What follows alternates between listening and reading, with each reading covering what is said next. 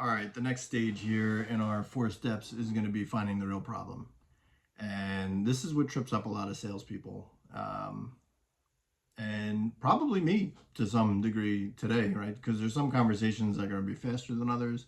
And depending on the responses you're getting on the phone or the meeting that you're having in person, might have you skip a couple of steps. It happens to the best of us, right? You're never going to be perfect with this. It's all about recognizing it, though. And this is why the training and the repetitions and listening back to your calls, if you have the opportunity to do so, is so important. Because getting to the real problem means that we're going to ask questions and we're going to get some answers. And some of those answers are going to be very, very surface level. The I can't take it anymore, or it's too much to handle, or I just don't want to do this anymore. They're very surface level answers. Why are you selling, right? That's where we wanted to get to in the first step. When they answer why they're selling, they may say things like, well, I just, this is getting to be too much and I just don't want to keep the property anymore. Okay. So my follow-up to that may be, digging deeper into that specific thing they just said. But I also ask the question in a different way to see if I get a different answer. Meaning, if I say, what caused you to reach out today? And they say, well, we just don't want to keep the house anymore. And if it's their property, I say, okay, is this something that you've thought about for a bit? And I asked this question in the first video. Is this something that you've thought about for a while? Because let's assume that this meeting that we're having or this phone call we're having goes in a positive direction, and it's something that you like and it's something that we can help you out with.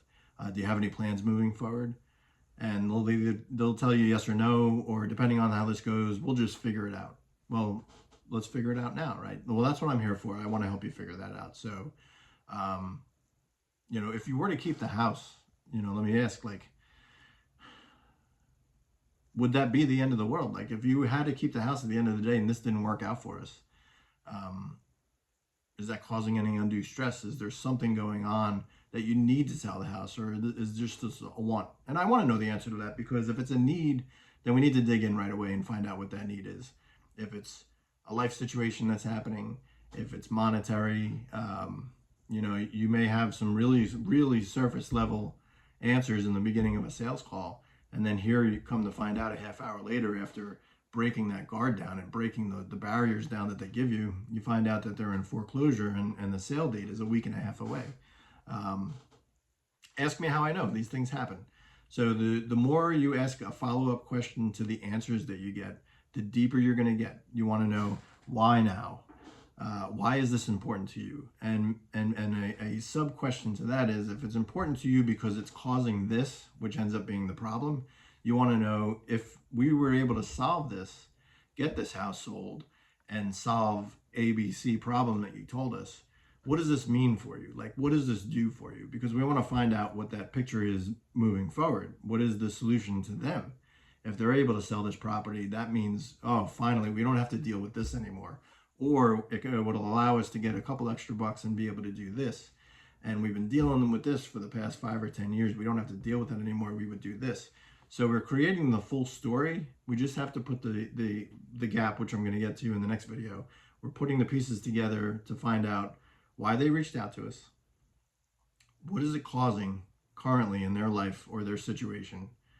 And what happens if they don't solve it? And what happens if they do? I want to know the answer to both questions, because now we're putting the story together in our own heads that they already have. We're just asking questions to resurface that, because these people that have problems, especially the ones that have really deep and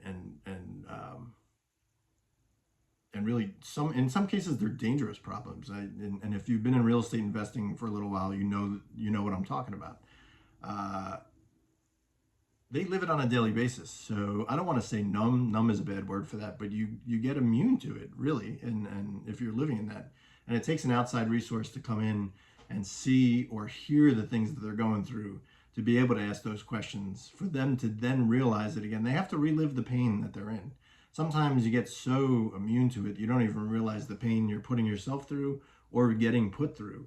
So that's where we're really being the biggest help here, is surfacing those pains, having them relive it mentally, and then realize it's time to change, because that's what this really is prompting, is there needs to be a change here. Because if we go status quo and we go the way we've been going, we're having this conversation again in a month, because the problem's not going to go away because you tell me no, which is why it's most important to find out what the real problem is. That way we can get to the yes, solve their problem, and everybody's happy in the end. So I will see you in the next video, and that's how we close this all up, bridge the gap, and actually get to the close and the yes.